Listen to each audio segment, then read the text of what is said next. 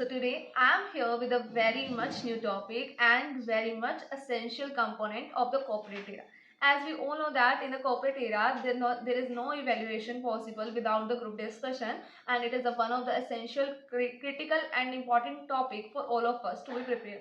So GD is a round where you all are rejected on the basis of your communication, on the basis of your skills, rather selected. Yes, it's not a round of selection, it's a negative round on the basis of which most of the rejections are there in the corporate world. So before preparing the GDs, there must be the many points that you have to keep in your mind, and today I am going to discuss all of them with you. Yes, these points are like a pointers for all of us, and these should be kept in your mind before sitting in any GD. So let's start the video without wasting much time.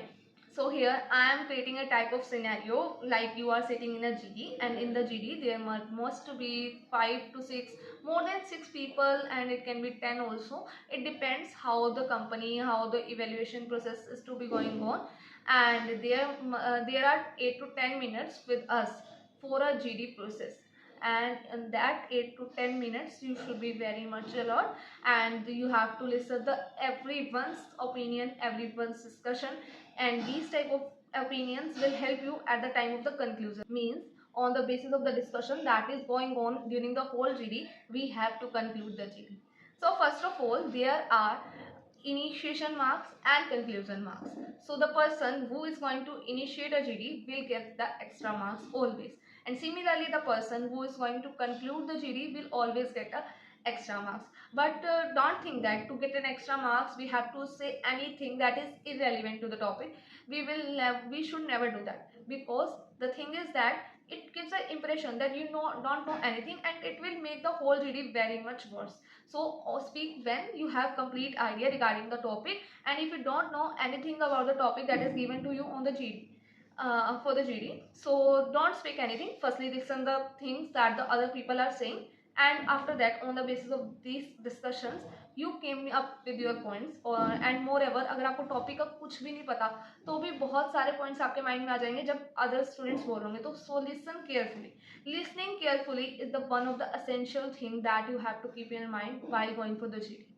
GD में जाने के लिए आपके पास अपना एक note pad और एक pen तो होना ही चाहिए, और आपका जो सिटिंग पोस्चर होता है always we should be sit like that without leaning on the chair, and back should be always straight, and this type of a posture should be maintained during the whole GD, and on the basis of that you are also getting your points. Yes, evaluator is going to evaluate on the this point also, that how is your sitting posture during the whole GD, and if you're leaning on the chair and doing any other type of a posture. So maintaining a correct posture should be very much essential. So starting a GD with the DPAC rule. DPAC rule said that define, after that purpose, after that anecdote, and at last from C there is a conclusion. So GD के अंदर हमें ये 4 things को follow करके ही अपना सारा GD conduct करना होता है. मतलब आपको सबसे पहले टॉपिक को पहले डिफाइन करना है, एंड आप उस टॉपिक को कैसे भी डिफाइन कर सकते हो. स्टार्टिंग जो इनिशिएशन होती है ना, वो आपको हमेशा कोट से करनी चाहिए. Quote should be very much impressive.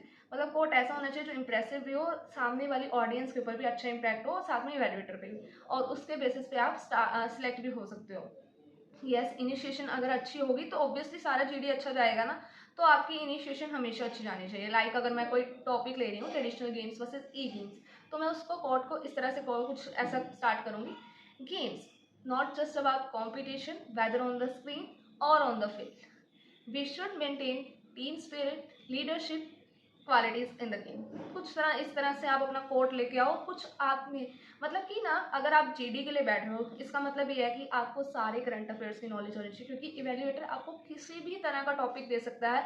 तो अगर आपने अभी तक आपके पास कंटेंट ही नहीं है तो आप GD में बोलोगे क्या? ये तो हो नहीं सकता ना कि किसी हिसाब से सुन के आप कुछ भी बोल दोगे. नहीं, ऐसा पॉसिबल नहीं होता.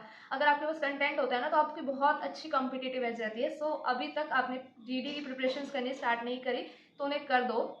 On the basis of that evaluation is possible in every corporate world, और आपको एक कॉम्पिटिटिव एज भी मिल सकती है. अदरवाइज आपको बहुत ज़्यादा डिफिकल्टी होने वाली है. तो अपना कंटेंट अपने पास रखो. आपके पास न्यूमेरिकल डेटा होना चाहिए. यस, अगर आपके पास न्यूमेरिकल डेटा होता है, आपके पास अगर क्या कहते हैं एग्जाम्पल्स अच्छे होते हैं। लाइक अगर आपको मिला है topic that is role of women in the leadership qualities today, तो आपको उसमें निर्मला सीतारमन, ऐसे मतलब सबके एग्जाम्पल्स आपके पास रेडी इन योर माइंड होने चाहिए। तो इसलिए आज से ही आपको जीडी की प्रिपरेशन शुरू कर देनी चाहिए अगर आपने अभी तक नहीं करी। तो अभी तक हमने डिस्कस कर लिया है लाइक कि आपके पास नोट पैड होना चाहिए, and most important point is that कि आपका आई कांटेक्ट होना चाहिए। आपको कभी भी सामने देखकर जीडी नहीं करना है। जीडी हमेशा ग्रुप मेंबर्स के बीच में होता है, तो उन्हीं के साथ आपका आई कांटेक्ट रहना चाहिए। आप जब बोल रहे हो तब भी आपको उनके साथ ही बोलना है, और आप जब आपके साथ कोई दूसरा मतलब कि सामने वाला पार्टिसिपेंट अगर कुछ कह रहा है तो आपको उनको भी नोट करना है। पॉजिटिविटी आती है इससे, और जीडी काफ़ी ज़्यादा इंटरेक्टिव बना रहता है। और मोस्ट इंपॉर्टेंट थिंग, आपकी लीडरशिप क्वालिटी देखी जाती है। अगर आप पॉइंट्स को स्नैच करे जा रहे हो, अपॉर्चुनिटी को स्नैच करे जा रहे हो, हाँ मैंने ही पहले बोलना है, क्योंकि जीडी के अंदर जितनी बार आप मैक्सिमम बोलते हो उसके मार्क्स होते हैं। बट इसका मतलब ये नहीं है कि पूरे जीडी में आप ही बोलोगे, ऐसा पॉसिबल नहीं है और ऐसा होना भी नहीं चाहिए। अदरवाइज आपकी लिसनिंग स्किल्स के जो मार्क्स होते हैं ना, उसमें आपको एक बिग जीरो मिलने वाला है। आपको मैक्सिमम 3 टाइम्स सॉरी आपको मिनिमम 3 टाइम्स बोलना है। मैक्सिमम आप जितना मर्जी बार बोल सकते हो, बट आपको ये भी ध्यान में रखना है कि आप अपॉर्चुनिटी स्नैच करके, मतलब कि कोई बोल रहा है उसके बीच में उसको इंटरप्ट करना बार बार, इससे आपका नेगेटिव एस्पेक्ट जा रहा है जीडी के ऊपर।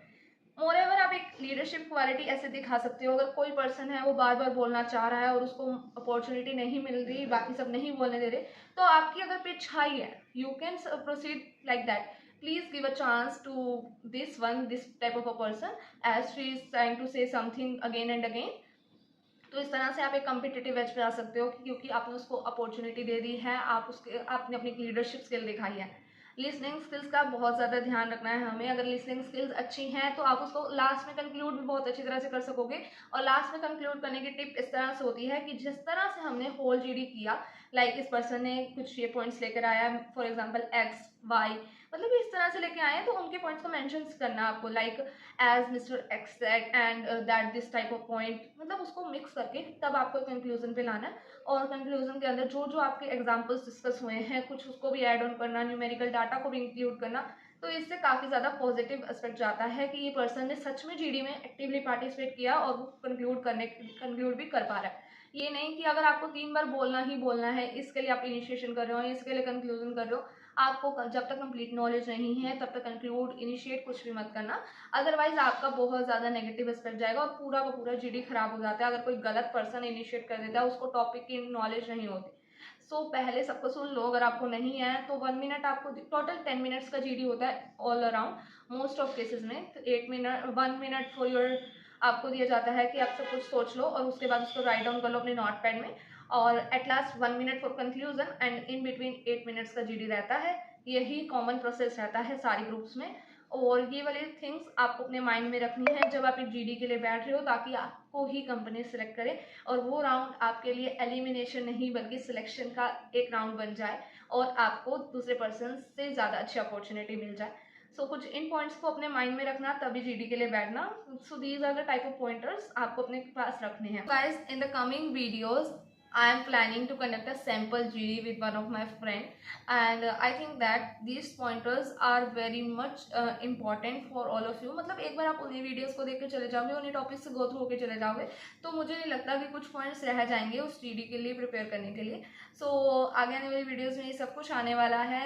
This type of sample GDs are going to be conduct with me and by my friend। So stay tuned, and if you haven't subscribed the channel till now, go like, share and subscribe the channel. So till then, bye bye, meet you in the next video.